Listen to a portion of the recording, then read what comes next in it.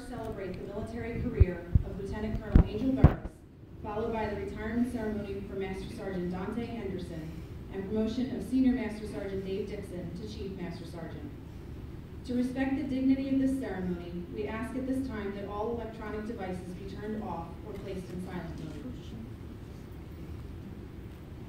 Before we begin the festivities, I would like to welcome Colonel Howard Chip Eisler, 111th Attack Wing Commander, Vice Commander Colonel Bill Griffin, Command Chief Master Sergeant Paul Frisco, and past and present members of the 111th Attack Wing.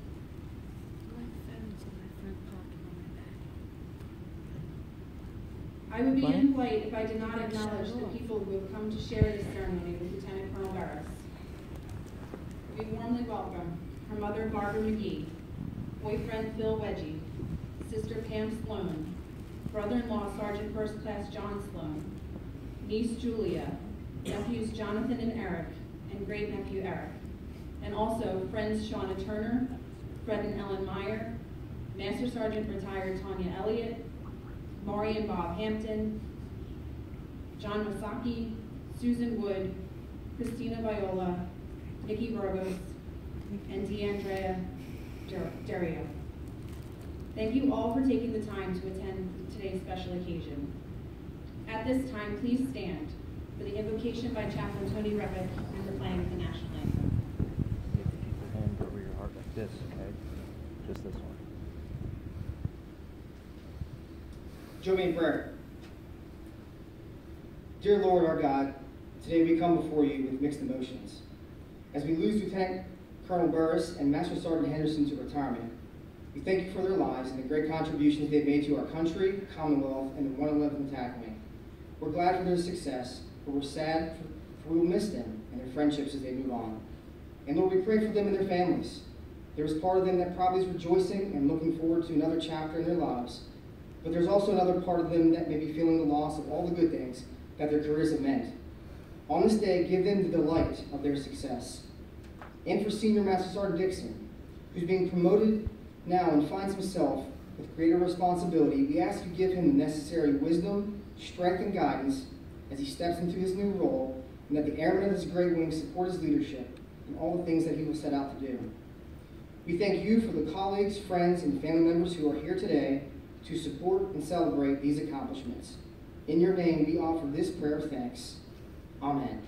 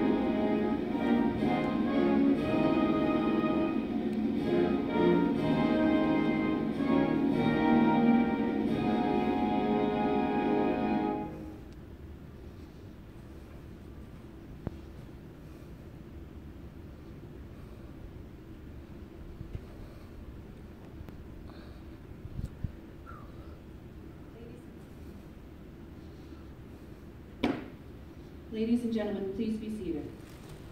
I now ask the 111th Attack Wing Honor Guard to come forward and perform a time-honored tradition, the folding of our nation's flag for today's retirees, Colonel Burris and Master Sergeant Henderson.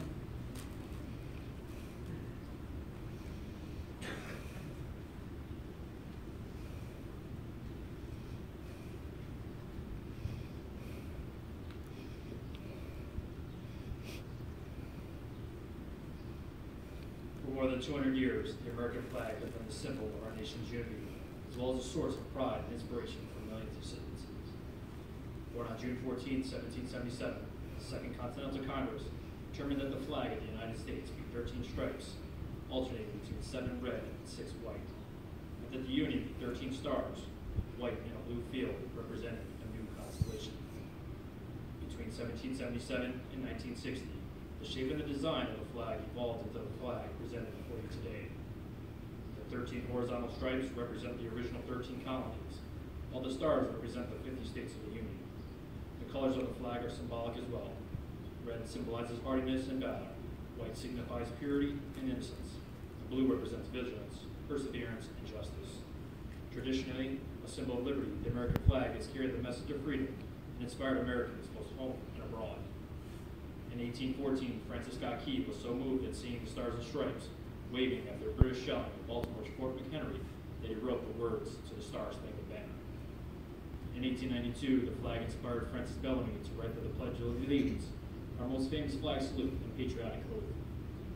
In July 1969, the American flag was flown in space when Neil Armstrong planted it in the surface of the moon. Today, our flag flies on constellations of Air Force satellites that circle our globe, and on the thin flash of our aircraft in harm's way in every corner of the world. Indeed, it flies in the heart of every airman who serves our great nation. The sun never sets on the U.S. Air Force, nor on the flag we so proudly cherish. Since 1776, no generation of Americans has been spared the responsibility of defending freedom. Today's airmen remain committed to preserving the freedom that others won for us for generations to come. By displaying the flag and giving it its distinctive fold, we show respect to the flag and express our gratitude to those individuals who fought and continue to fight for freedom at home and abroad. Since the dawn of the 20th century, airmen have proudly flown the flag in every major conflict, on land and in skies around the world.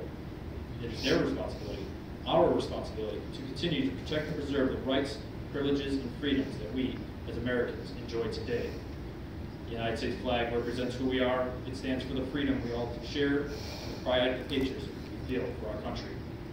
We cherish its legacy as a beacon of hope to one and all. Long may it wave.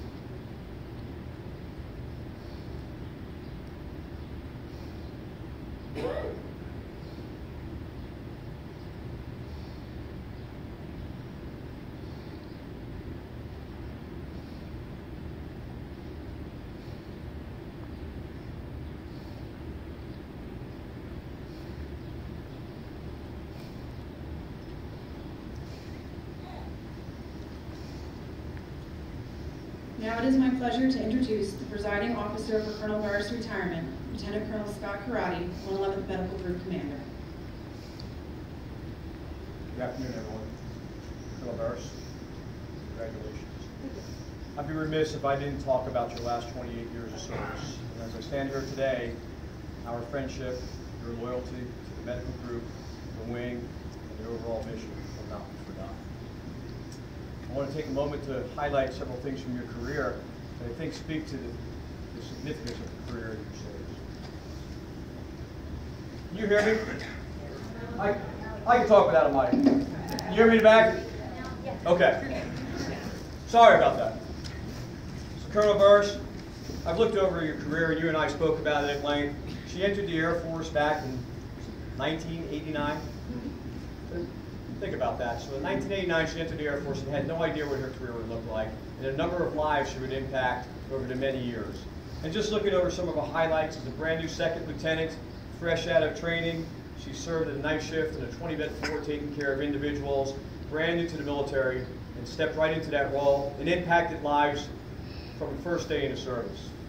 But then you look at her life from that. She went to Alaska. She was responsible for being involved in 900 births annually. So there's 900 individuals in a year that she touched the lives of, many of those who are still serving in the military today, all the way back to 1989.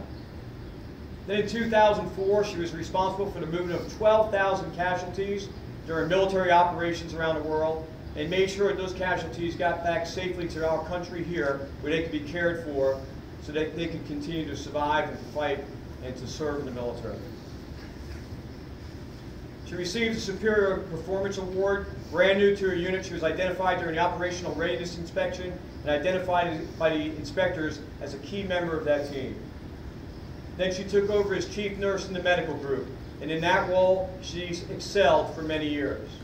She's prepared my team, the future leaders of the medical group, for their challenging missions and ability to serve. And your diligence and your dedication to the mission are the reason that we are so successful today. But more important than that, she's touched countless lives around the world. She has left a legacy of her career that will not soon be forgotten.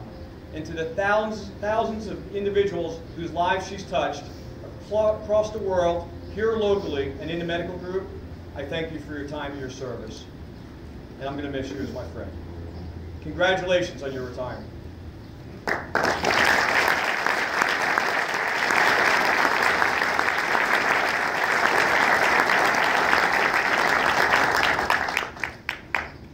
Thank you, Colonel Barati.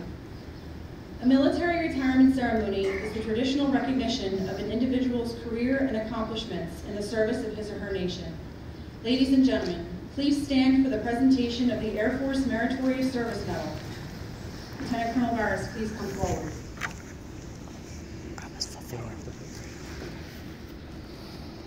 Publish the order. Attention to order. Citation to accompany the award of the Air Force Meritorious Service Medal to Lieutenant Colonel Angel M. Burris for meritorious service 1 July 2014 to 1 June 2017. Lieutenant Colonel Angel M. Burris distinguished herself in the performance of outstanding service to the United States while assigned to the 111th Medical Group, 111th Attack Wing, Horsham Air Guard Station, Pennsylvania. During this period, the outstanding leadership and ceaseless efforts of Colonel Burris resulted in major contributions to the effectiveness and mission success of the medical group. As the chief nurse, she provided extraordinary managerial oversight to the unit's nursing services and immunizations clinic, supporting the wing's medical readiness. Colonel Burris helped lead the wing's implementation of the Air Force's Green Dot Initiative as one of its first training facilitators. Her efforts ensured that the entire wing populace was fully trained on sexual assault prevention and bystander training annually. Colonel Burris also served as the Commander's Special Projects Officer, spearheading several of his special focus items, from enlisted and officer evaluations to process improvements throughout the clinic's functional areas. She mentored and inspired healthcare professionals to develop and execute programs that positively impacted clinical operations. As a result, during the wing's recent unit effectiveness inspection, her dynamic leadership directly contributed to an overall effective rating for the medical group. The singularly distinctive accomplishments of Colonel Burris culminate a distinguished career in the service of her country and reflect great credit upon herself, the Air National Guard, and the United States Air Force. Given under my hand, 6 May 2017, Howard L. Eisler, Colonel, Commander 111th Attack Wing.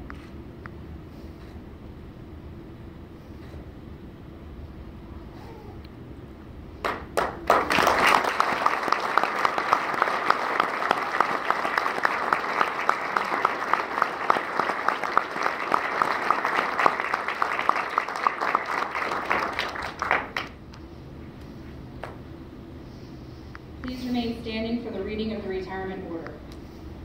Publish your orders. Attention to orders. Special Order Number AA-0537.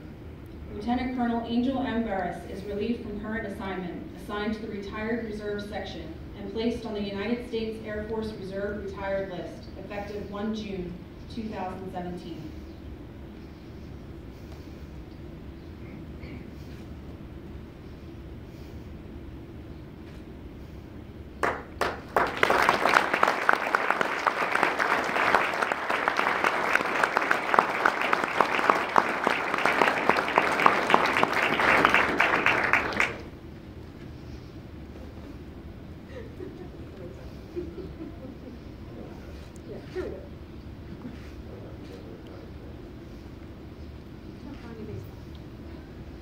Ladies and gentlemen, you may be seated. In recognition of Colonel Barris' service and retirement, she has received a certificate signed by a President of the United States.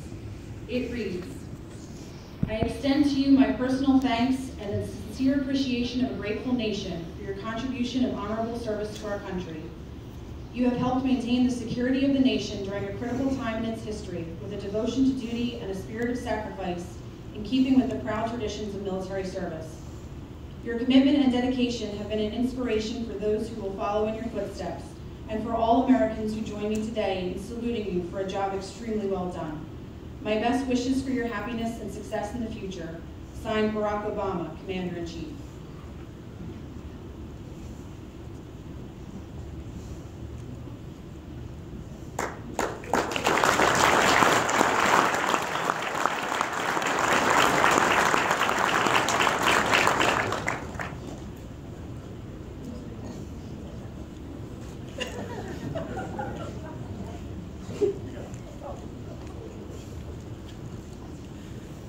So, thanks for coming. I can't believe it's been this long. Okay, the old people in the back can't hear me. Colonel Smith. I can't believe it's been this long that I've been in uniform. I am shocked that my oldest friend, no, you're not old, who was there when I got commissioned in '89 at Penn State in Philadelphia. I've known Shauna since 7th grade. I'm shocked that she's here. I'm thrilled to death she came down from Connecticut. Thank you. I love this wing. I don't love everybody in it. No, I can tell you when I needed a hat one day, Colonel Shove, I said, I need a Colonel hat. Colonel Shove threw me her hat.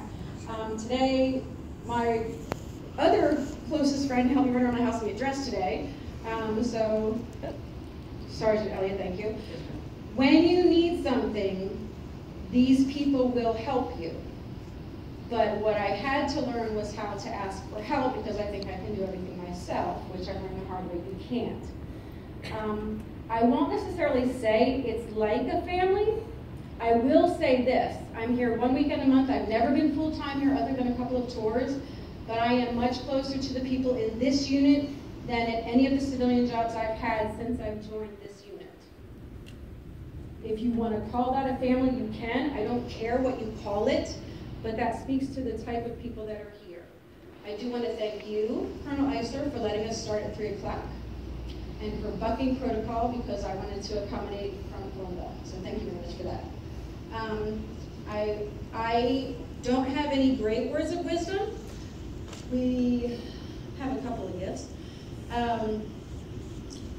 I can't say enough about the caliber of people that are dedicated that stay very late when many of you go home. When I first started dating retired Tech Sergeant Wesey, and he's like, why are you still there 9 o'clock at night? Medical doesn't do anything. Well, that went over well. So, the mentality of the flying mission was medical doesn't do anything. We're not that busy. We're just there to keep you from flying. We're just there to give you shots. We're just there to make your life hell. That's not true. He's learned. We work very hard, as do most of the women on this base. Now, there are some that don't work very hard and are here for a paycheck, and you know that. The majority of the people here work very hard. The majority of the people here are very proud of what they do, and they should be. 1% choose to serve. My friend, I don't know where he is, Senior Master Sergeant Noor, told me that his children say that if something rhymes, it must be true, so he tried to feed them soup, and they said soup is goop, and they wouldn't eat it. So, I made up a stupid rhyme, and I will tell you, the majority of people don't serve because they don't have the nerve. That is true. I will also tell you, for those of you who know anything about the Army mission we help do for Homeland Response, SURF, the rhyme for that one is, if you're going to join SURF, you'll be on Army turf. You just, suck it up. So, it's been a lot of fun. I am staying local. For those of you who have my phone number, it's not changing. I'm not relocating just yet. So I'm still here. I'm 35 minutes away. So you're like, oh, we're going to miss you. I think I've just been diagnosed with a terminal illness. I'm right here. So if you need me, if you have a question, stop it. It is. If you need me, if you have a question, if you just want to say, hey, you're supposed to tell people while they're still around. that you like them. You're not supposed to wait till they're gone, or if you think that you learned something from them, or you respect them. Sergeant Dixon has been a leader since the day I met him. He didn't need the stripes to prove that, but I probably don't always tell him that. We get complacent when we tell people things when they leave. So my recommendation, if you truly respect somebody or you truly like them, tell them now. Don't wait till they're out the door. And I'm not saying that I'm offended anybody said that today, absolutely not. I'm just saying people need to hear it now. Everybody needs an attaboy. Thank you very much. We have a couple of quick gifts. Are we doing that now? All right. Do your thing.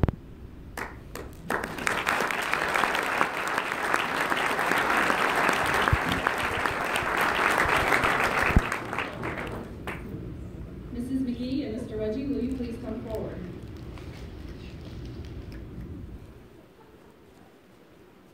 Mr. Wedgie will now pin the Air Force retired lapel pin on Colonel Barris.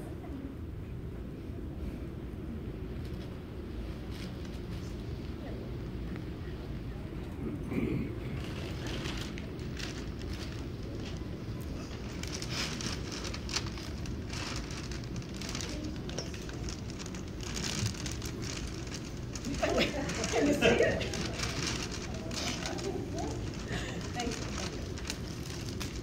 Thank you. Oh, look. Thank you. There. Thank you. Oh, perfect. Okay. Thank you.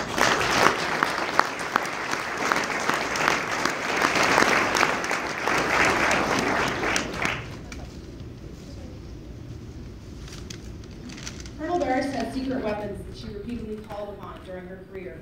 Constant support and listening in ears of her mother, Barbara, and her boyfriend, Phil. Colonel Barris will now present her biggest fans with certificates of appreciation and gifts chosen specifically for them.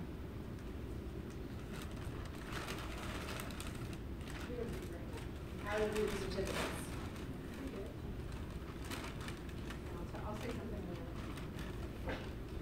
Certificate of Appreciation from the 111th Medical Group, Pennsylvania Air National Guard.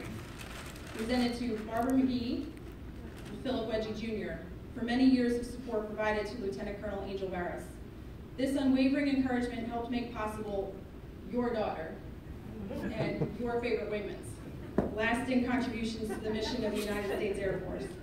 Your role in Lieutenant Colonel Barris' success is recognized upon her transfer to the retired list of the Air Force. Thank you.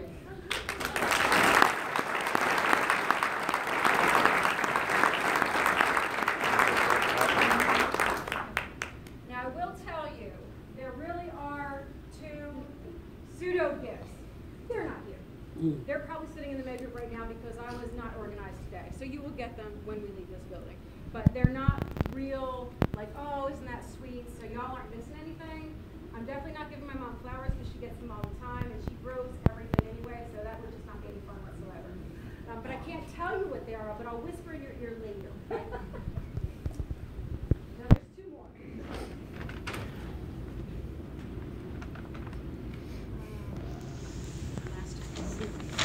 All right. So Colonel Colombo, sir. Colonel Colombo, I don't even know when he came to the unit. It feels like he's always been here. He is a doc at St. Luke's. I go to him for medical advice. Sometimes I go to him just because I need to vent and he won't hit me when I curse. But he called me a nickname years ago. I don't know why he started calling me the nickname. Go ahead. So her name's Angel, but some angels have fallen, and Lucifer is also an angel. So she became Lucy, L-U-C-I. So I did tell him, it's been years, and I told him I would permit him to continue doing that. Nobody else was allowed to do that. So, you can have this first.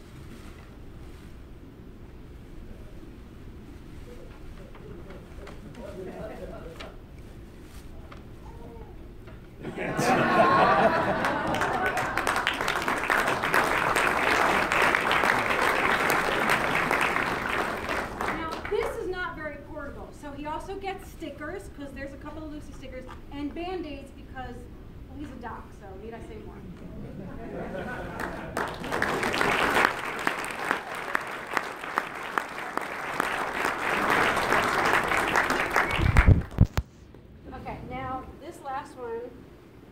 spent many hours making last night when I should have been sleeping. So I remember Sergeant Brabham, and he said the thing that he likes about retirement ceremonies is the pearls of wisdom that you may or may not pick up, whether or not those pearls of wisdom are actually meant for you.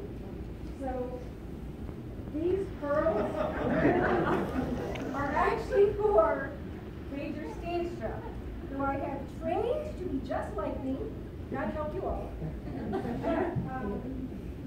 I know this one is going to be very important. If you don't take care of yourself, you won't be able to take care of anyone else. That should sound familiar. One of the other pearls of wisdom is, what does the AFI say? How many times have I said that to you? Go back to the regs, go back to the regs. That's good advice for anybody, not just leaders. This one says, always do what's right, not what you think is right. This is the nurse in me. If no one's dying, there's no emergency. It's okay to say you don't know, but then find out. This one is upside down on purpose. It says embrace the suck, because all jobs sometimes just suck. And with being chief nurse, I'm sure she's already learned that. This one I borrowed from Colonel Smith. Don't fall in love with your, now he told me prototype. Don't fall in love with your project. Don't fall in love with your program. Don't fall in love with anything of yours. It's not meant to stay static. It's meant to be dynamic and to grow